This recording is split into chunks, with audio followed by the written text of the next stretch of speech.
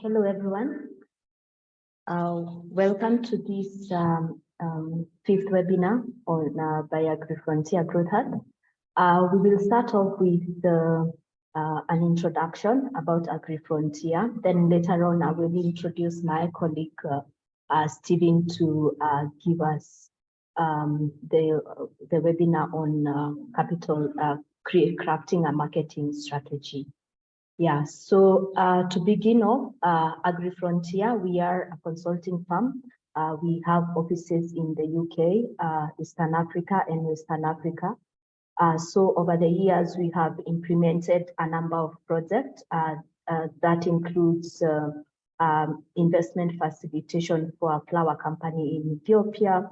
We have also helped with a merger and acquisition transaction in Kenya for a company. We also helped with conducting a feasibility study for a company that wanted to do avocado planting here in Kenya. We have also helped with setting up an investment fund in Rwanda. This was basically helping with setting up the office, identifying different investment opportunities. We have also helped a company in Ghana expand its contract farming. Yeah, so what we do, we provide consulting services. This includes conducting business valuation, feasibility studies, strategic plan development, financial modeling. We also help with the fundraising for the business and also doing investor readiness for some of the companies. And also we have a HR and executive search department that basically helps with recruitment of the executive team and also board, setting up the board and also helping with talent acquisition for the company. We have partnered with Crocknuts that provide soil testing and mapping for the enterprises we support. They also do agronomy training, and they also do funding. They also do food testing services. So over the years, we found out there was a gap within the missing middle. That's why we developed the AgriFrontier Growth Hub.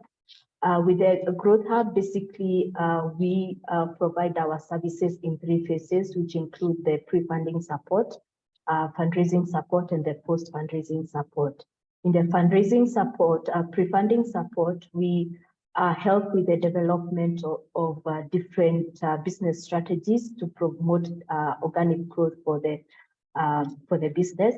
This normally entails development of business plan and financial models, development of strategic plan, conducting market research, helping with the compliance and operation, ag-tech advisory, and also with the financial management.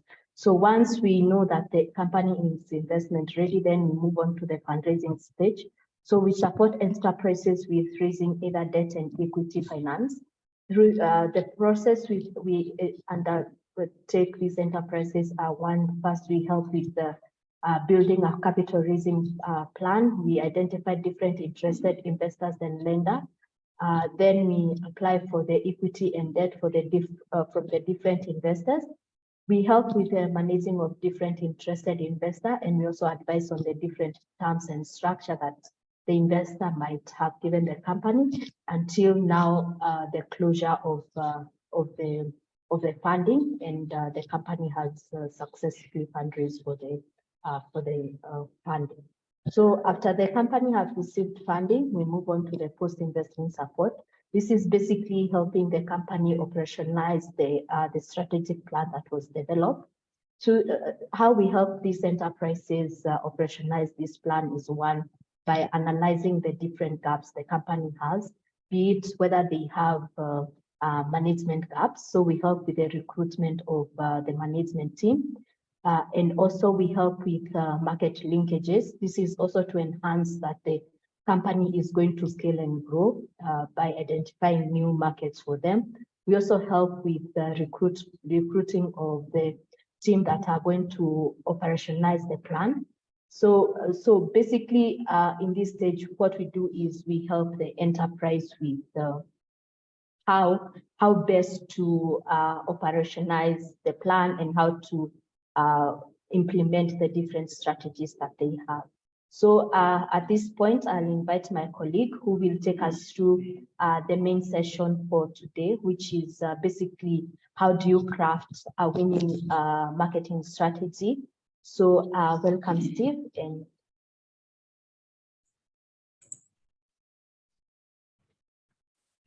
okay, yeah, thank you, Penina. My name is Stephen Moshiri. I am an agribusiness financial consultant here at the AgriFrontier Growth Hub. And allow me to jump right into it, and I'll take you through how you can craft a winning marketing strategy.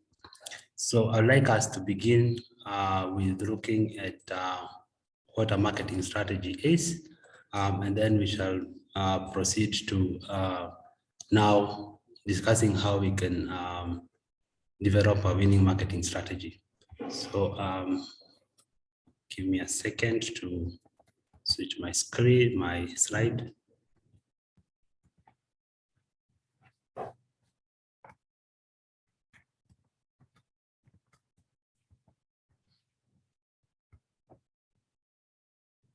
Yeah, just a second. Let me just stop sharing and then share again.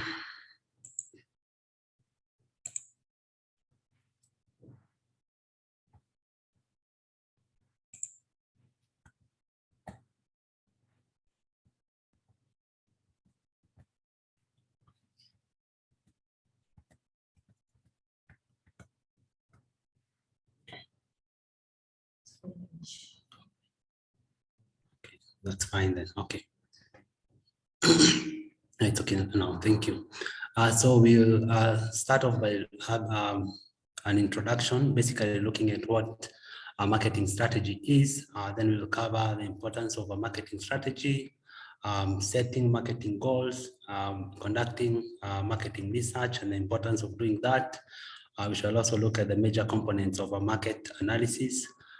We shall also look at defining your target audience and developing a unique selling proposition, selecting a marketing mix, and creating an action plan, measuring and evaluating results. And then we shall look at why most marketing strategies fail. And then we shall conclude and have a Q&A session. So first of all, I'll start by defining what a marketing strategy is. And how we define that is in simple terms, a marketing strategy is a long-term plan that outlines how a business will use marketing tactics and channels to achieve its goals. So basically, when we talk about a marketing strategy, we are talking about three main things. That is, a marketing strategy will help us to identify our target customers. It will also help us to analyze the competitive landscape and also to develop a unique value proposition. So now looking at the importance of a marketing strategy, the first importance is that it helps you identify your target customers. So before developing a marketing strategy, it's important to do market research, and with that research, you're able to identify who the potential buyers of your product or services are.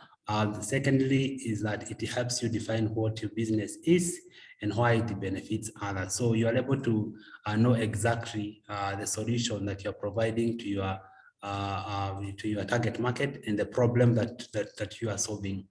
Thirdly is that a marketing strategy helps a business to communicate its value in a consistent way.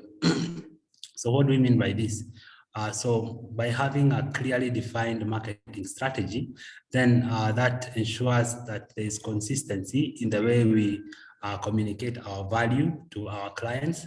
So for example, if I communicate, if I am a business owner and I communicate my value proposition or about my product offering to a supplier, if I don't have a clearly defined marketing strategy, then chances are I may not communicate the same message to a potential partner or a potential customer.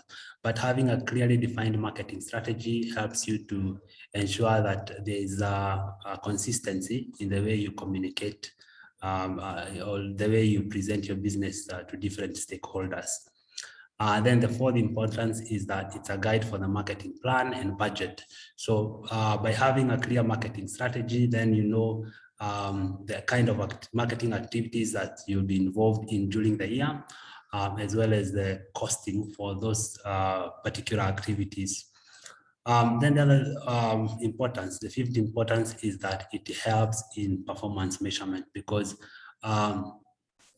properly developed marketing strategy lays out key performance indicators, and at the end of a particular year or period, then you can be able to measure the output with the KPIs that you had already developed to ensure that you're on the right track.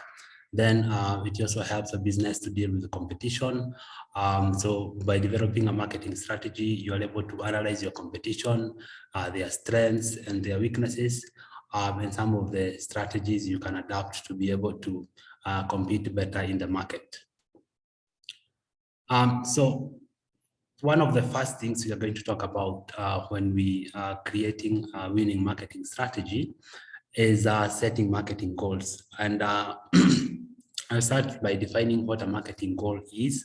It's a specific and measurable objective that helps you to meet your broader business goals. So marketing goals provide clarity in an organization, and without them, then organizations drift aimlessly from task to task. And I'd like to give a small analogy. So I'll give an example of two ships. So one ship has a clearly defined destination and nautical charts that describe how that ship is going to reach that destination. And then we have another ship which doesn't have a defined destination of where it's going and doesn't have any nautical charts to guide its navigation. So for the first ship, 9,999 times out of 1,000, the ship is going to reach its destination because the destination is clearly defined and there's a plan on how to get there. But the other ship which doesn't have a clearly defined destination, it will be a miracle if at all it departs the port because it doesn't have a clear destination. And so similarly with a business that has a clear end goal in mind, then it's able to be more focused in its activities and so ensure that it's on the right track. So according to a research by an organization called CoSchedule, marketers who set goals are 376% more likely to report success than those who don't. And those who actually set goals for their marketing activities, then they have a 70% chance of achieving them. So you can see how important it is to set goals, because that really boosts the chances of succeeding in the market as a business. I'd like us to look at three major elements of a marketing goal. And the first element is a description of impact. So when you talk about description of impact, when you're setting a marketing goal, it's important for you to draw a clear description of what you want to achieve, probably at the end of 1 year or 5 years, and why it matters to your organization. Then the second component is that a good marketing goal should have clearly defined metrics for success. A metric for success is a clear way to measure progress in order to determine the business meets the goal or not. Then the last key element of a good marketing goal is the time frame for competition. So each goal should have a start and end date to assist in tracking against it. And I'm going to show you some 3 examples of good marketing goals which you can adopt while crafting your marketing strategy. So the first one I talked about a clear description. So the description, So the description for this particular company is or what it intends to achieve at the end of the year is it wants to increase the number of leads generated in Kenya, Uganda, Tanzania, and DRC. And the success metric, how it's going to know that that goal has been achieved is by increasing its leads by 500 per month. And the time frame for that is 2023. So by the end of the year, then the company should have had 500 leads every month. And those are new leads. And then we have another company that wants to rank #1 on Google for key search terms. The success metric for that is ranking #1 for their top 5 keywords. So these keywords could be probably reliability, it could be affordability or transparency, whatever that may be for your business.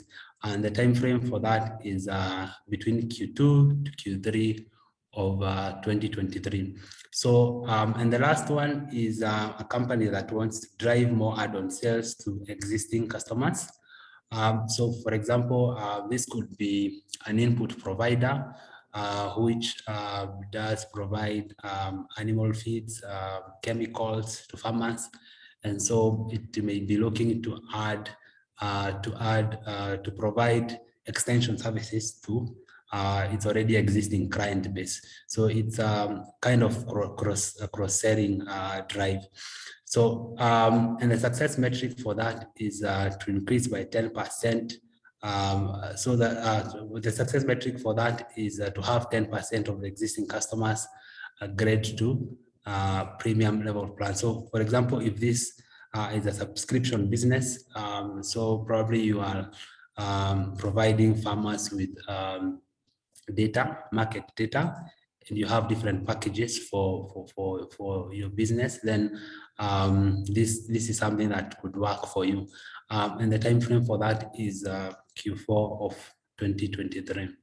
So as you can see in all these 3 marketing goals, then the end result is very clear, and they are clearly defined metrics of success and a time frame for them. So it becomes very easy at the end of a certain period to be able to evaluate whether that goal has been met or not. Moving on, the other thing I would like us to look at is conducting market research, which, as highlighted earlier, is very important. So market research, in simple terms, is a thorough assessment of a market within a specific industry. And market research is very important for 4 main reasons.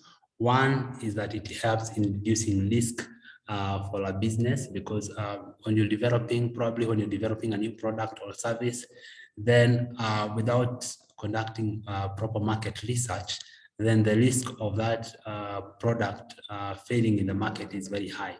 But when you do proper market research, then you're able to mitigate the risk of that product or service not performing well in the market. Then the other importance of conducting market research is that it helps in development of targeted products or services. So by conducting market research, you're able to interact with your customers, you're able to understand their pain points, their preferences, and that input is necessary to craft or to develop products and services that are tailored to the specific needs of your customers. Then the third thing is that it helps to uncover emerging trends. So a market research is very comprehensive, and it involves talking to a lot of stakeholders in your industry. It could be regulators, it could be suppliers, financiers, and by doing so, you are able to uncover emerging trends which could present new opportunities for your business to create value in the market. And then the last importance is it helps in marketing optimization. So you are able to know what is working in the market, what is not, and really optimizing to get the best results out of your marketing activities. So while conducting market analysis, it's important to look at three major things, and that is the customer, the market size and dynamics, and then the competition. So when you talk about the customer, it's important to ask yourself as a business owner, who are my potential customers? Their demographics, their psychographics, their preferences. And then it's also important to ask yourself, what are my customers' buying habits? Yeah. And the other thing is that it's important to know how much your customers are willing to pay for the product you're offering, so that you can be able to adjust your pricing accordingly. And then when you talk about market size and dynamics, it's important to know how large is my target market. It's important to know emerging trends in the market, which might influence the long-term performance of your business. It's also important to look at potential barriers to entry, and so that you can find solutions to some of those barriers, or you can take that into consideration while designing your marketing activities. Then the other thing we should be keen to look at is the competition, because as a business, you're not operating in an island. There are other businesses in your industry that are also competing for the market share that you're also competing for.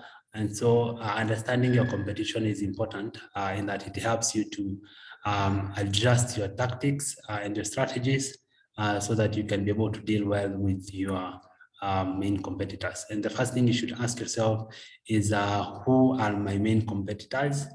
Where are they located? And then you should also be keen to look at their strengths and weaknesses.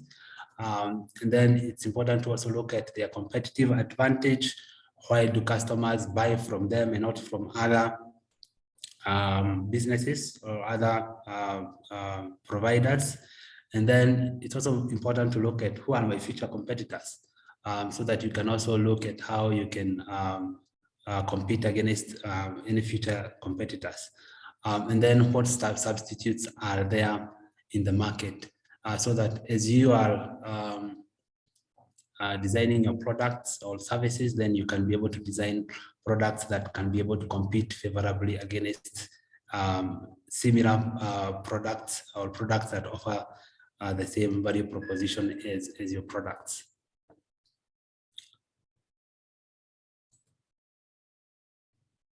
So the other thing I would like us to talk about, after conducting your market research, it's very important for you to define your target audience.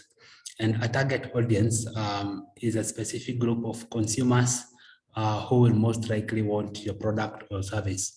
So there's a difference between a target audience and a target market. So a target market, let me give an example. So for example, if I have an input distribution business, so I have different locations within Kenya, and I plan to focus on a particular county. So for example, I plan to focus on Bungoma County. So when I am doing my advertisements for a certain promotion I might have for my input store located in Bungoma County, then your customers or target customers within Bungoma County are your target audience. But your target market is in the entire country of farmers who will buy your products or services. So that's a small difference between target audience and target market. So a target audience is a subset of the target market. So it's important to identify, understand the target audience's demographics, psychographics, and preferences. So some of the traits or characteristics that we might be keen to evaluate are: one, the age of your target audience, the gender, the education background, the purchasing power, social class, location, consumption habits. And understanding all these factors helps you to create something we call buyer personas, and the buyer persona will help you to craft a product or service that will satisfy that particular customer that you are targeting. And also creating or identifying the target audience demographics and preferences, and creating buyer personas helps to tailor marketing messages and also use channels that resonate with the target audience. So your marketing communication is more targeted and more focused on the right audience. So one thing from a research that was done by a company called Marketing Evolution, it is estimated that about 60% of digital marketing spend is wasted. And that's quite a huge percentage. And the major reason for that is because of lack of a targeted audience. And so when you just throw or just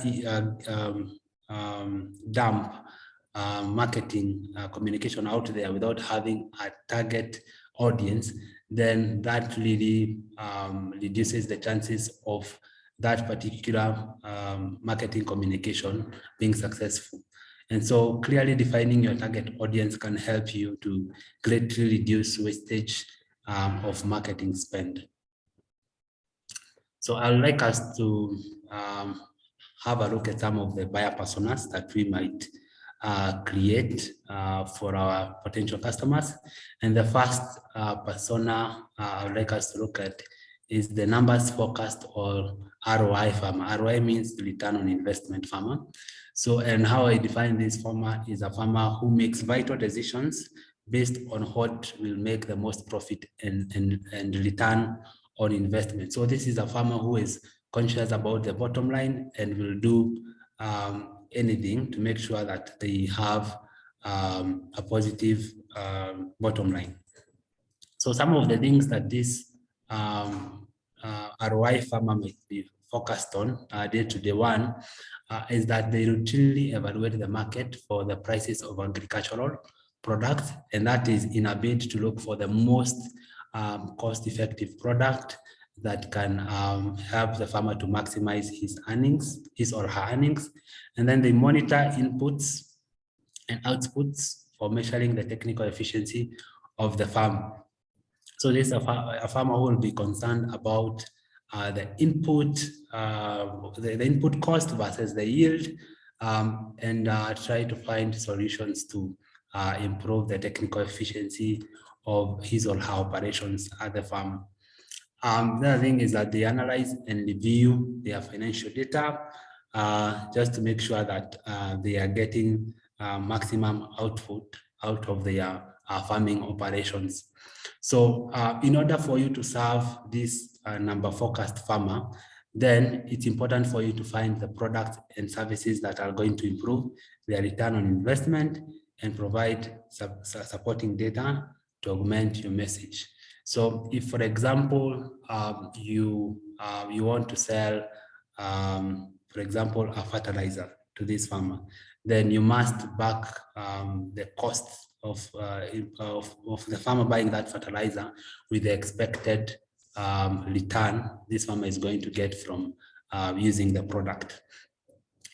Then the second one is the second farmer I would like us to look at is the sustainable farmer. So this farmer, unlike the ROI farmer, is a farmer who is driven by the desire to reduce environmental damage and keep the land in optimal conditions.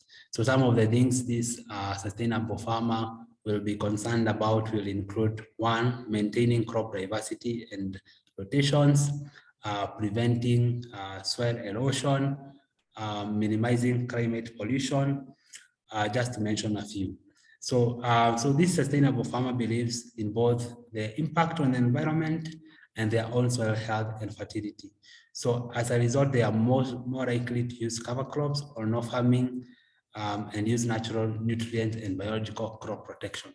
So such a farmer is a candidate for non-chemical pest control methods because of their concerned for the environment and their soil health.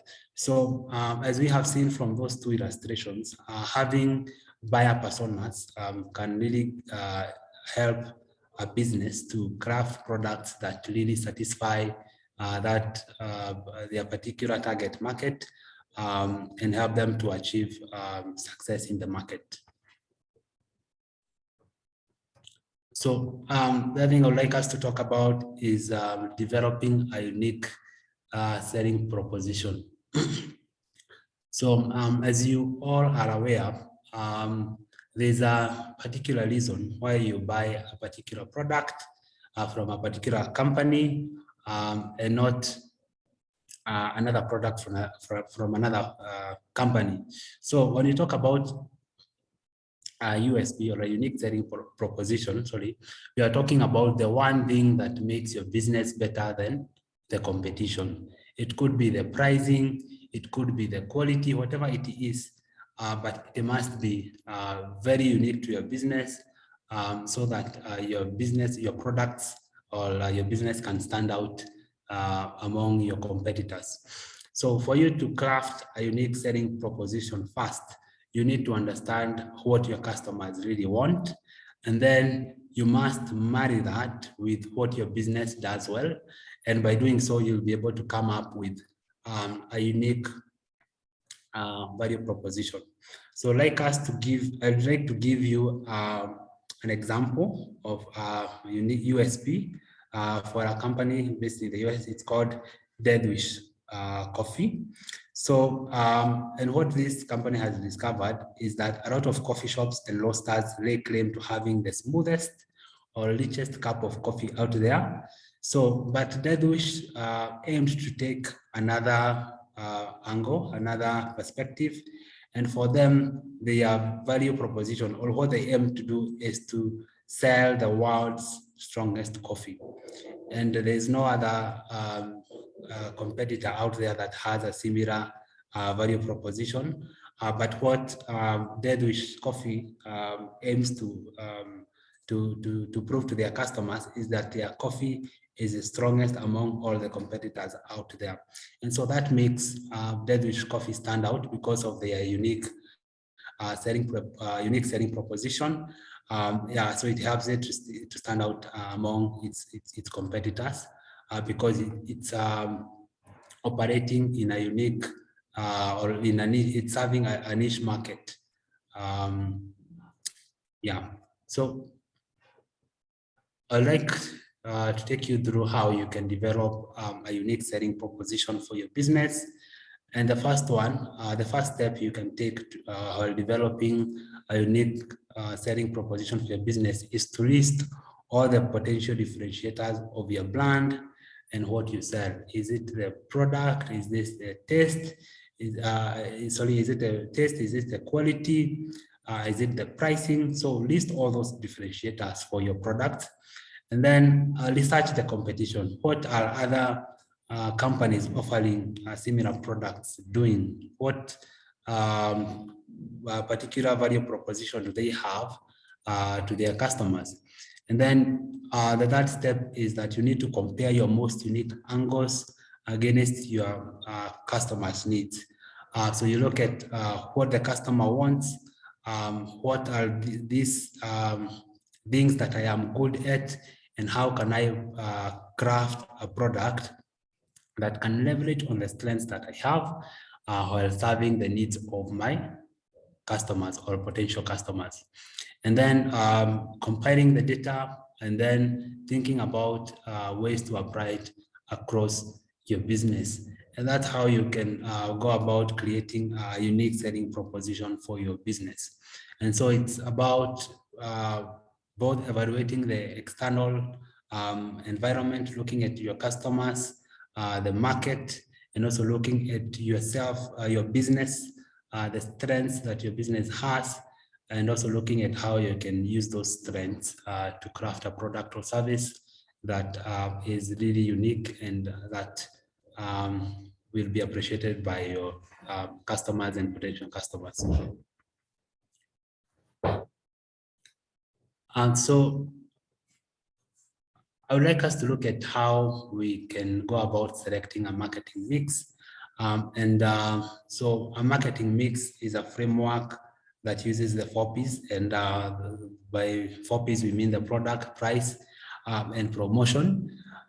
So the first P, which represents products, is represents an item or service which is designed to satisfy customer needs and wants. Then the second P represents price, and this is what consumers are willing to pay for a product or service. And then placement is where and through what methods the products or service are sold. Will this be through supermarkets? What distribution channels are you going to use for your product? And then promotion, really looking at some of the marketing channels you're going to adopt to promote your product. Is it going to be social media? Is it going to be referrals? Are they going to be events? Whatever promotion method you choose to adopt that is suited to the particular target audience for your product. And so these 4 Ps are applicable while developing a product marketing strategy. But when you are developing a service marketing strategy, if you're in the service industry, for example, you provide extension services to farmers, then these 4 Ps may be expanded further to 7 Ps so that you can cover other aspects of the business. For example, people include, by people we refer to the staff who will be providing the particular service to your customers. And then the process refers to how you're going to engage these customers, the different processes and procedures that you're going to engage, you're going to use to engage your customers. That could include having a service charter. And then the last P is physical evidence, and this refers to the particular place where you'll be interacting with your customers. So for example, if you have an office, that is the physical evidence that we're talking about. So I'd like to pause there a bit and ask a question to you. Yeah, we're going to cover the solution to that later on. And I'd like to know, you can use the chat to respond. And I'd like to know, why do you think most marketing strategies fail? Why do you think most marketing strategies fail? Please use the chat box and I'll be happy to read some of your responses. Yeah, I'd be glad to hear some of your thoughts on that.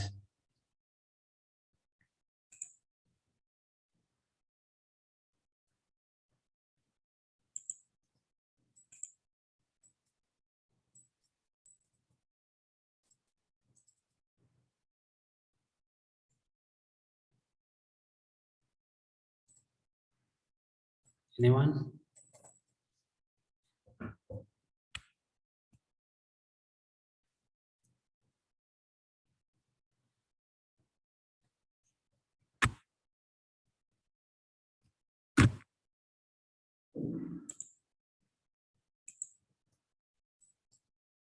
Yeah, thank you.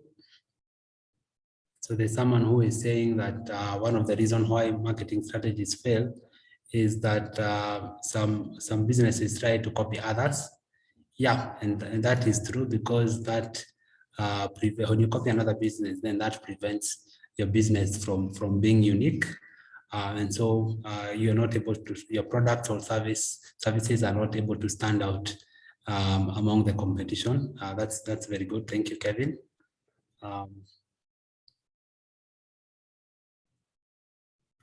Yeah, so thank you. So moving on, it's important to create an action plan because without a clearly defined action plan, then it becomes hard for you to execute a task.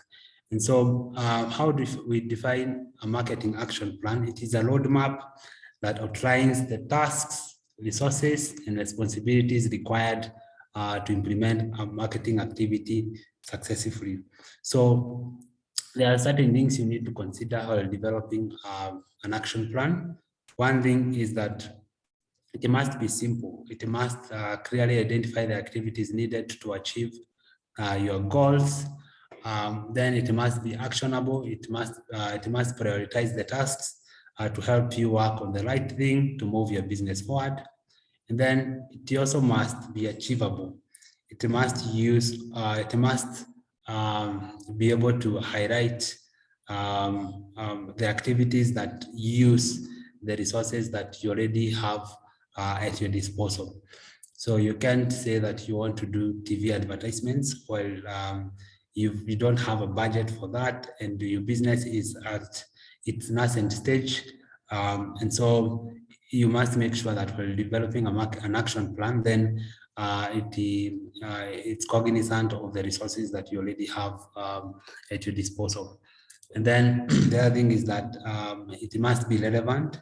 So it must stay focused on what is important to the success of the business. And I have designed a simple action plan that you can adopt while developing an action plan for your business plan, for your business. And the first thing you need to highlight is the task that you need to conduct. There's the marketing objective. Each marketing objective should have a template like this. So tasks are the specific actions that you need to take in order for you to be able to conduct or be able to achieve your marketing goal. So for example, one task could be, it could be attend a marketing event, or for example, it could be place an advert on the television. That is something actionable and something that is clear in terms of what needs to be done. And then the other thing you should have in your action plan is a task owner. So assigning ownership to the different tasks helps to ensure that there is accountability and that you are able to track or to follow up those tasks with the responsible party. And then the other thing you should include is a time frame for which that task should be accomplished. Is it end of Q1 2023? Is it end of the year 2023? And then and then it's very important for you to list the resources that you need to be able to achieve that particular tasks. And then lastly, looking at the budget, how much is it going to cost to implement the identified activities? And then you could have comments probably to explain some of the other line elements that I talked about. So after you've developed your very elaborate and comparing marketing strategy, it's important for you to have an evaluation framework, because measuring and evaluating results is very important for any marketing activity, because it helps you to ensure that you are on the right track, and also look at some of the opportunities for improvement in your marketing activities. So the first importance I'd like to talk about of measuring and evaluating results is it helps to gauge how marketing activities and spending impact the company's bottom line. Because at the end of the day, the reason that you are spending money on a marketing activities is because you want those activities to contribute directly to your top line. And so it's important for you to continuously evaluate how those activities are, or how those marketing activities are impacting your top line.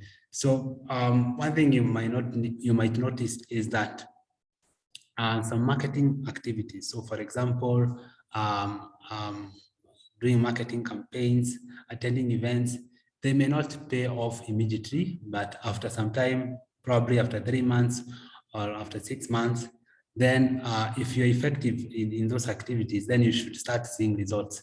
And so it's important for you to continuously evaluate how those marketing activities are contributing to your top line. And if you feel that these activities are not contributing to my revenue, then you might decide to do away with them and explore other activities so that you can be able to have a return on investment.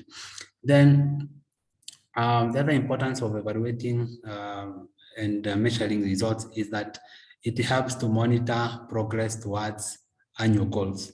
So every company has goals that they intend to achieve at the end of each year. They could be, for example, financial goals. Probably at the end of the year, you want to reach 1 million USD revenue, or at the end of the year, you want to have a market share of 25%, whatever that could be. And so when you continuously monitor and evaluate results from your marketing activities, then you are able to weigh that against your annual goals to determine whether you are on track or there are things that you might need to change or adapt for you to be able to obtain better results. And then determining what areas of the marketing mix need improvement to increase some aspect of the performance. Yes, like I highlighted above, is that when you continuously evaluate your marketing performance, then you are able to know which particular area of your marketing is not working well. Is it the channel? Am I using the wrong channels? Do I not have the right product mix? Is my placement not right? Is my pricing not right?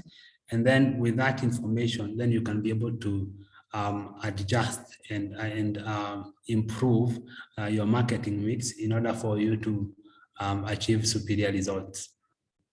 And then the other importance of measuring and evaluating results is that it helps to assess whether company goods, services, and ideas meet customer and stakeholder needs. So when there is an uptick of your products, or when, for example, you do an assessment and you see that your net promoter score, which is a measure that determines or shows how likely our customer is likely to promote your customer, your products to another customer. If, for example, you had done an evaluation and your net promoter score was at 6, and then after a certain period of marketing activities, you notice that your net promoter score has gone up to around 8 or 9, then that means that your products or services are being received well in the market to such an extent that other customers or your customers are ready to recommend those products to other potential customers. And there are a couple of key performance indicators that you might use to be able to evaluate the performance of your marketing activities. And the first one is return on investment. So by ROI, what we mean by this is that you can look at the incremental revenue that you've gotten since you commenced your marketing activities, and comparing that with the cost incurred in order to see whether you are getting a return on your investment. And if then the cost of your marketing activities is more than the incremental revenue that you're getting in your business, then that might tell you that your marketing strategy or your marketing activities are not effective, and you might need to adjust that or look for alternatives. Then you might also look at website visitors. So for example, if you're an e-commerce business, probably you sell inputs to customers online, then having an increased number of visitors on your website may mean that your marketing activities are effective in generating more traffic into your business or your website. And then I already talked about the Net Promoter Score, NPS, which is a likelihood of your customers recommending your products to other customers. And then the customer acquisition cost, which really refers to the cost that you will incur when acquiring a new customer, and looking at the potential revenue that you might get from that customer in future. And by comparing that and the cost of acquisition, then you might be able to know whether the method that you're using to acquire that customer is effective or not. Yeah, so as we conclude, as we come to the end of the webinar, I'd like us to look at why most marketing strategies fail. Because we learned that about 70% of marketing strategies are successful, but there's a 30% of marketing strategies which are not successful.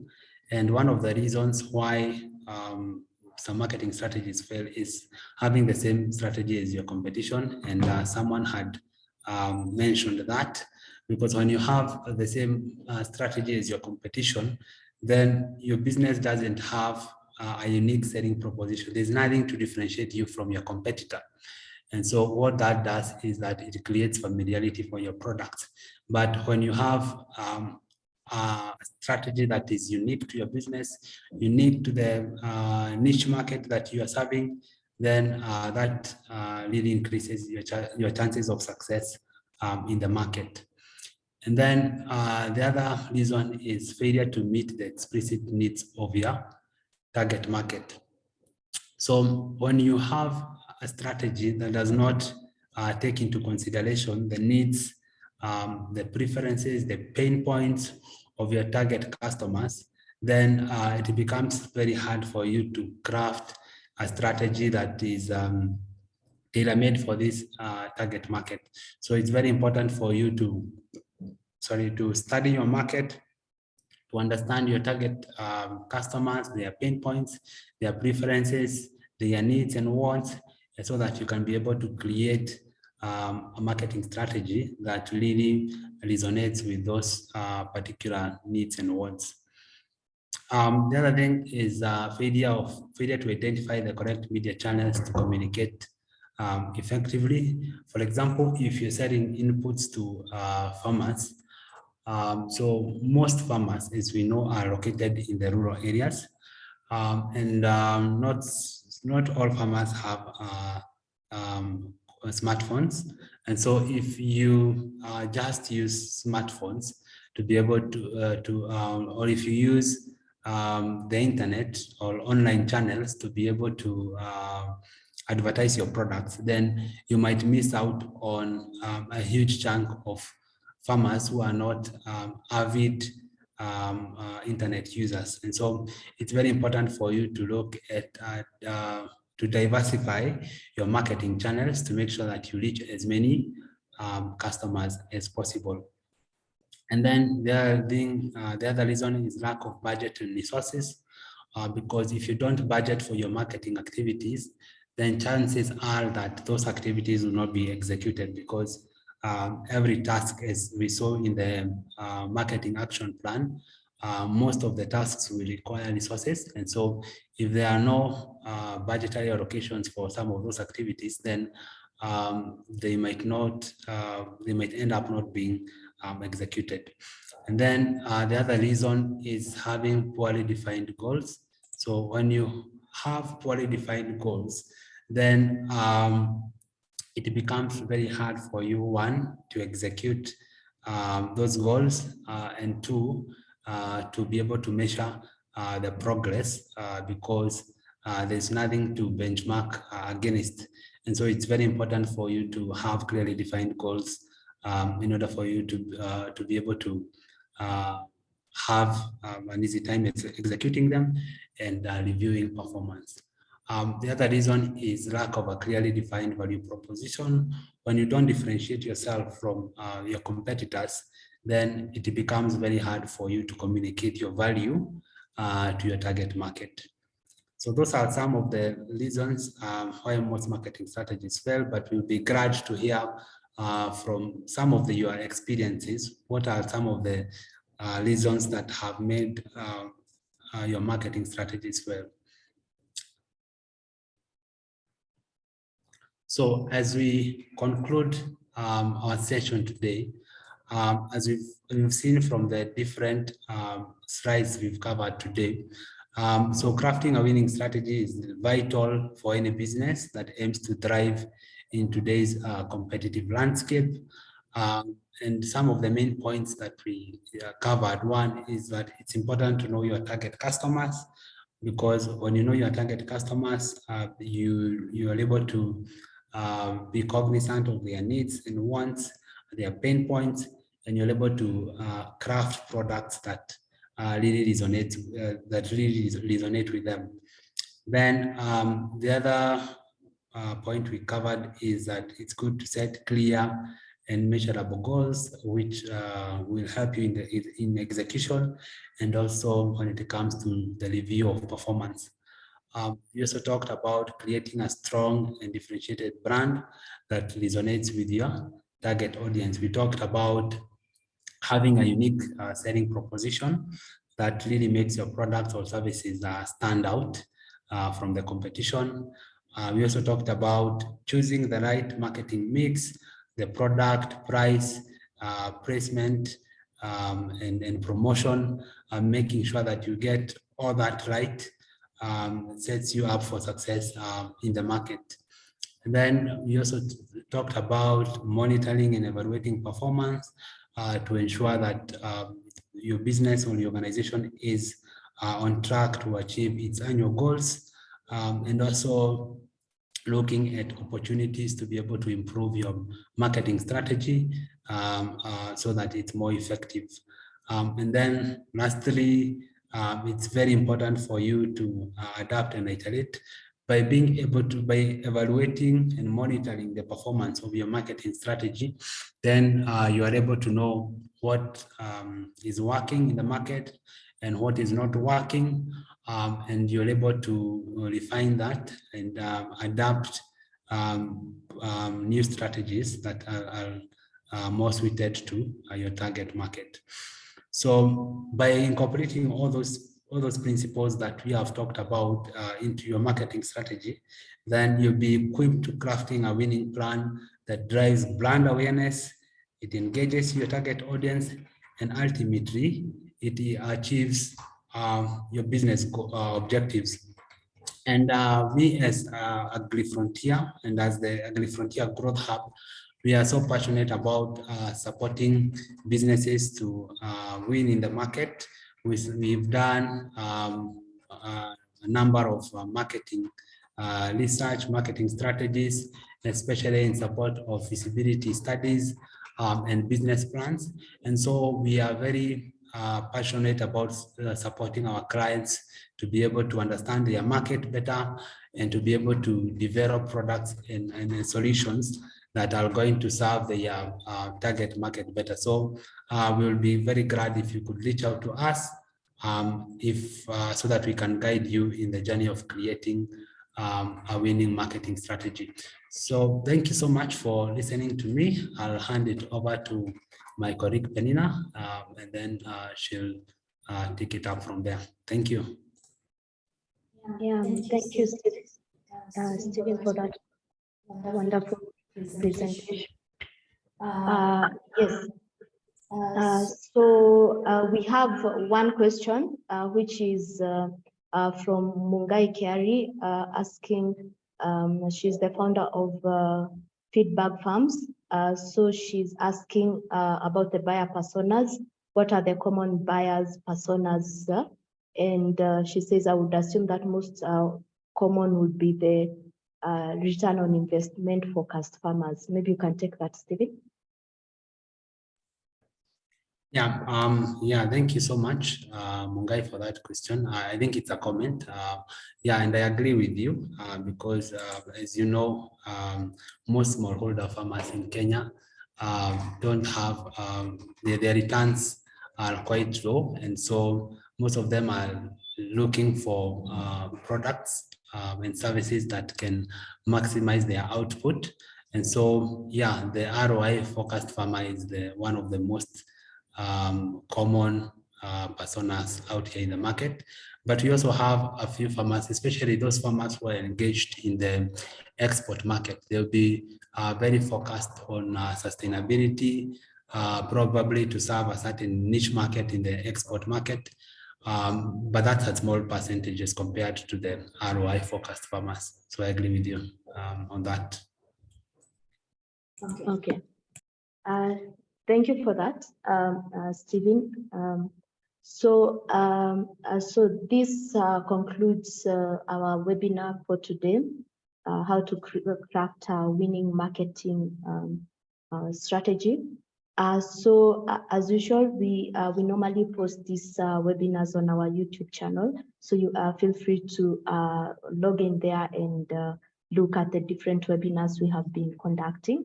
And also that also gives you a chance to internalize and also maybe pause and even listen to a specific area more keenly. And also to highlight on that, the next webinar will be next month. Normally we conduct this on the last week of the month. So it will be about maximizing efficiency. This is essentially on cost optimization and strategy and strengthening financial management strategies.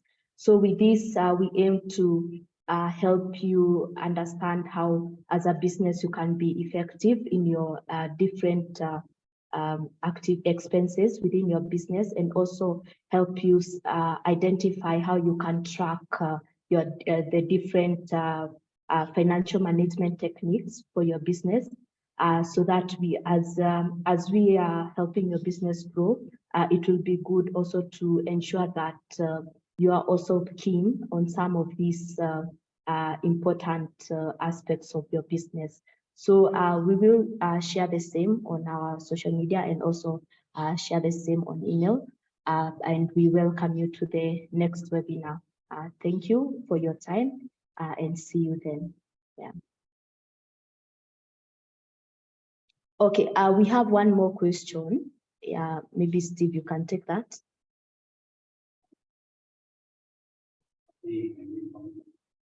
Yes. The question is one of the difficult issues with marketers competition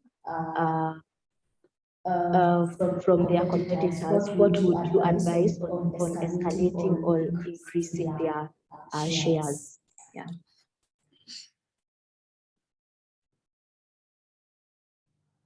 Yeah, thank you, Penina, for that. So I would like to propose two advisable approaches. The first one is to differentiate your brand.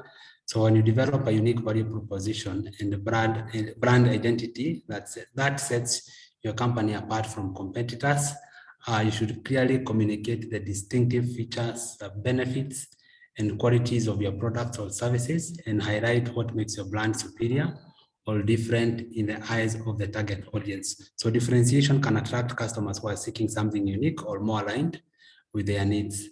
Then the second one is target niche markets. So instead of trying to compete directly with the larger, more established competitors, it's important for you to focus on identifying and targeting specific niche markets that are underserved or have specific needs. So tailor your marketing efforts and offerings to cater to the unique requirements of this niche market. So I think those two approaches would be key in addressing the competition from competitors.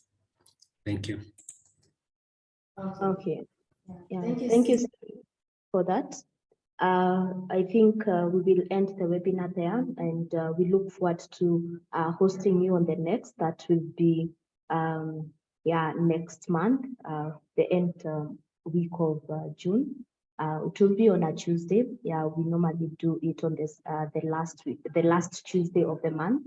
Yeah, so we welcome you to take part and pass on of that. Thank you and have a lovely afternoon.